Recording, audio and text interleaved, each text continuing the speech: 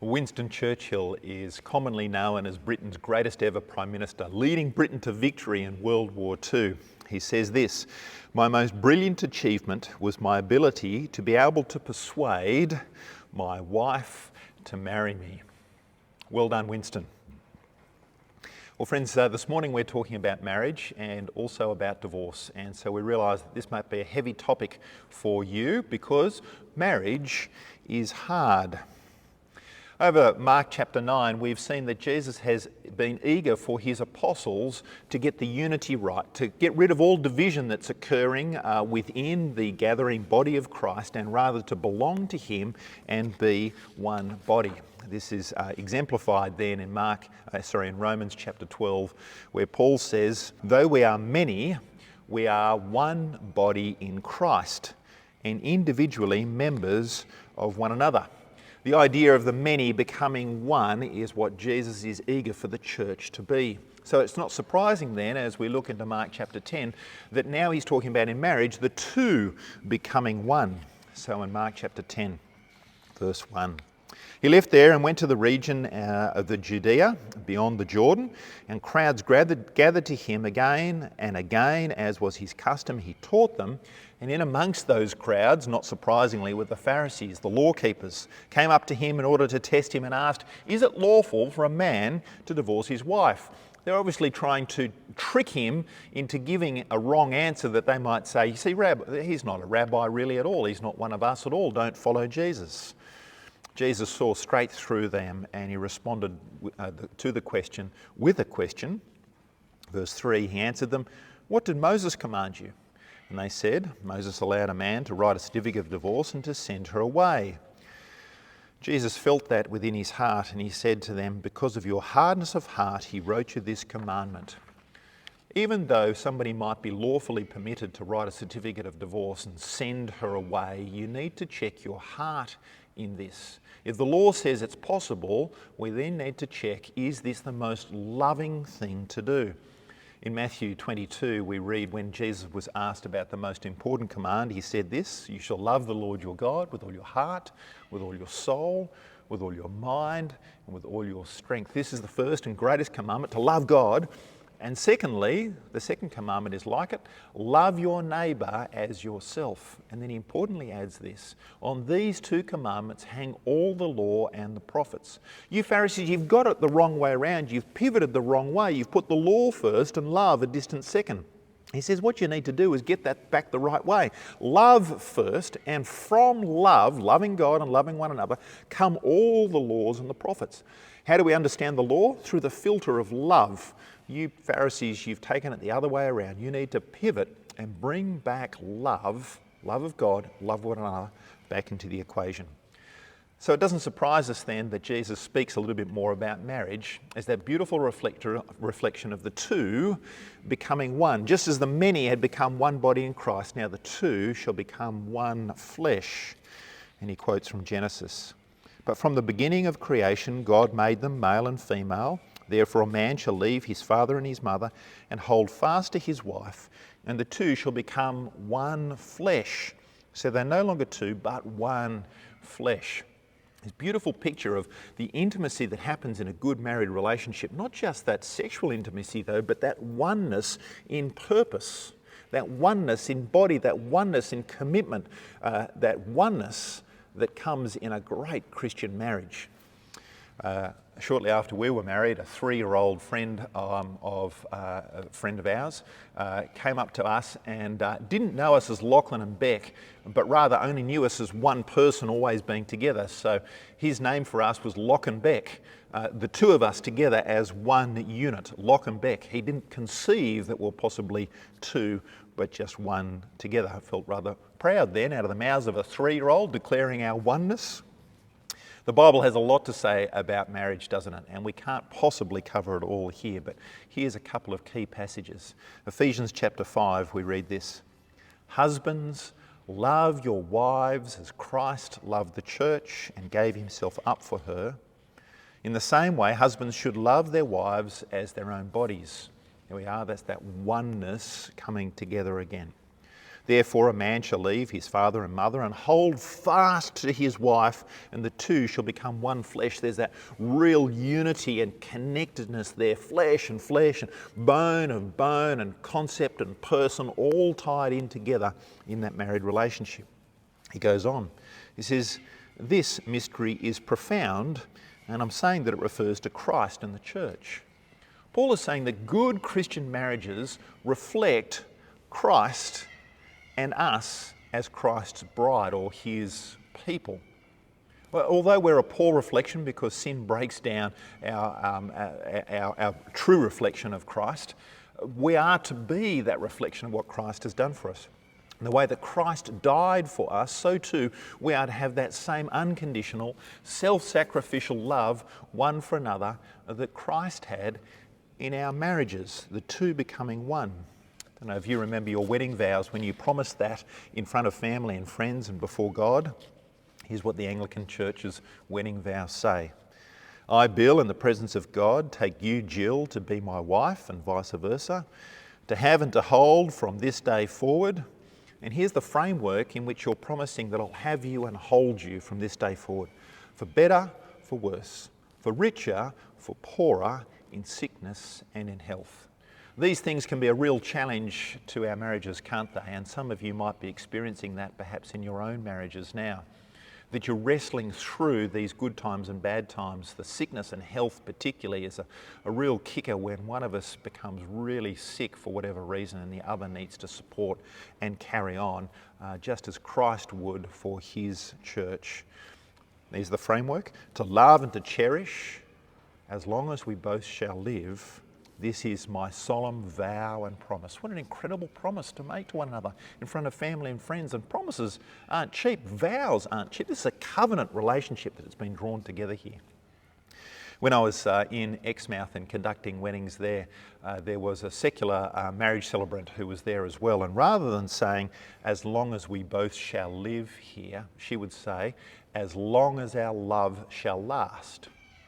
It's no promise at all. That's no vow at all. If I decide that I love you, yep, things are going well and my promise is going to be kept. But if I decide that I don't love you anymore, all bets are off. Promise is gone. We can separate and go our own ways.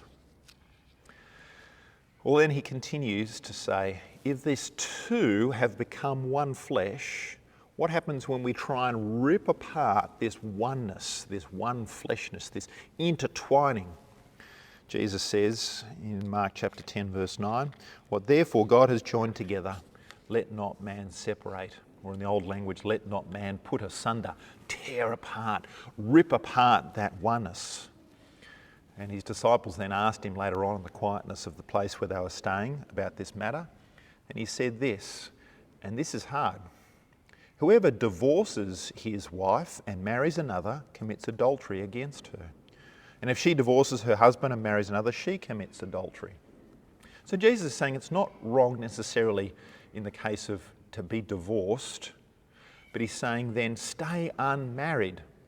That's a hard thing. And perhaps you or people in your church have wrestled through this before. There are no doubt those who are single, those who are married, those who are separated, those who are divorced, and those who are remarried. I want to give you an encouragement to say, whatever situation you're in, think about the situation you're in and how you're going to continue to reflect that oneness now that God has given us in Jesus Christ. A little bit more about that later on. Because as we reach these points, we probably are feeling an incredible amount of confusion. Really, is that what the Bible says? Maybe a little bit of sorrow or grief out of broken relationships, or maybe even guilt that's sitting there. So let me give you this encouragement regarding separation, divorce and remarriage, or I should say, let me give you what the Bible says about this. First of all, I believe that it's right on occasion for a married couple, a Christian married couple, to separate, but always with the goal of reconciliation. Here's an example in 1 Corinthians 7 verse 5. Do not deprive one another, except perhaps by an agreement for a limited time, so that you may devote yourselves to prayer and then come back together again so that Satan doesn't tempt you. Do not deprive each other. I think he's talking about sexual intimacy here for a moment. Whatever the reason is going on, maybe there's difficulties within the relationship or maybe there's other stuff that's going on, agree to say we're not going to be sexually one while we pray then that God's will be done in this. So there's one example where it's appropriate for a separation, temporary separation of a Christian husband and wife. Here's another example. He says this later on in that same chapter. To the married I give this charge, not I but the Lord. The wife should not separate from her husband, but if she does, she should remain unmarried or else be reconciled to her husband. A good Christian couple that I know were finding it increasingly difficult in their married relationship after the kids had left home. And it was difficult enough that they decided they would separate temporarily to be able to pray and seek reconciliation. And they worked through that together, and they worked through that with counsellors. But ultimately they found it was, they felt impossible for them to be able to be living together in that oneness of unity. And so they separated on a more permanent basis, always with the goal of reconciliation. But here's what they chose to do as a Christian couple. They knew the vows they'd made to each other. They knew the oneness that they had come together in. So as a result, they chose then not to be divorced, but rather just remain separated as a married couple. And secondly then, they chose not to be one flesh with anyone else. They already had their one fleshness with their spouse. They still loved one another as Christ loved the church and gave themselves up for her. So they would too also give themselves up for each other. If one was sick, they'd go and care for each other. If one was in financial difficulty, they would help that person out. But choosing then to remain separated and not divorced and not remarried was an incredible witness and how they remained faithful in that situation. How about divorce then? I say to every one of you who divorces his wife, except on the ground of sexual immorality, makes her commit adultery, and whoever marries a divorced woman commits adultery. This is Jesus speaking on the Sermon on the Mount about marriage and divorce. He says there are grounds through sexual immorality, that is, that adultery has taken place, for divorce to occur, and then you are freed from that relationship and you might be divorced appropriately. He says, but don't seek that to be the thing that you automatically can do, but again, seek reconciliation. Friends, this is difficult, especially in relationships that have gone south. There's domestic violence that's occurring in a situation, whether that be physical abuse or mental abuse or spiritual abuse or financial abuse. There is right reasons for separation to try and work that out. But Jesus says that the only reason for divorce is through sexual immorality. If one of you goes and sleeps with another, then you've torn apart that one fleshness and given it to another. And Jesus says it's appropriate then for divorce, if you so choose, to occur, because actually it's already happened. You have ripped apart that one fleshness and given it to another. Well, how about remarriage then? Here's the only permissible reason that Jesus gives for remarriage, or I should say the Bible gives. In Romans chapter 7, for a married woman is bound by law to her husband while he lives, but if her husband dies, she is released from the law of marriage. So death is the only reason that the Bible gives that remarriage is appropriate. This is difficult and hard, and especially for those, maybe it's you or maybe it's others in the church, who are remarried. What are we to do then? Let me give you this encouragement from 1 Corinthians 7 again. Brothers and sisters, each person as responsible to God should remain in the situation they were in when God called them. If you're single, be faithful and remain there as you glorify God. If you're happily married, then remain there and glorify God. If you're unhappily married, then work hard at it, but seek to glorify God. If you're separated, seek reconciliation, but seek to glorify God. If you are divorced, then seek to glorify God within that as you deal through that grief and that pain. If you are remarried, in that situation then, stay as you are. Don't seek another divorce, because that would be replicating it again, but rather seek to be that one fleshness that God has designed for you to be in. I don't know everybody in your church, and I possibly don't know you, but I can be sure about this. Each one of us is a sinner. I'm confident of that, not because, again, I know you, but rather that's what the Bible says. And so whether you find yourself in a sin because of your marriage situation or adultery or whatever it might be assured of this. All have sinned and fall short of the glory of God. There is no one who is outside of this category. There is no one righteous, not even one. But we are justified by his grace as a gift through the redemption that is in Christ Jesus. Friends, whatever has been in your past, Jesus has paid the price for that. Whatever is going on currently now, Jesus has paid the price for that. Even whatever happens in the future, Jesus has paid the price for that, which doesn't give us license to sin, no, rather to be the dutiful bride of Christ as we honour him, particularly in our relationships. Care for one another in this situation. Look out for those who might be hurting or grieving here and offer them support and encouragement as the body of Christ. Let me pray. Father, your word is sometimes sharp like a surgeon's scalpel. We ask, Father, that whatever situation we find ourselves in, that we will seek by your Holy Spirit to understand how we should be living now, Lord.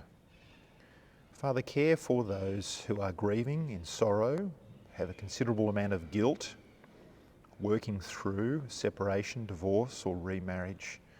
And give them the confidence to know that whatever situation they are in, they are to be honouring Christ now. And we thank you for that mercy and that forgiveness found through him. In Jesus' name, amen.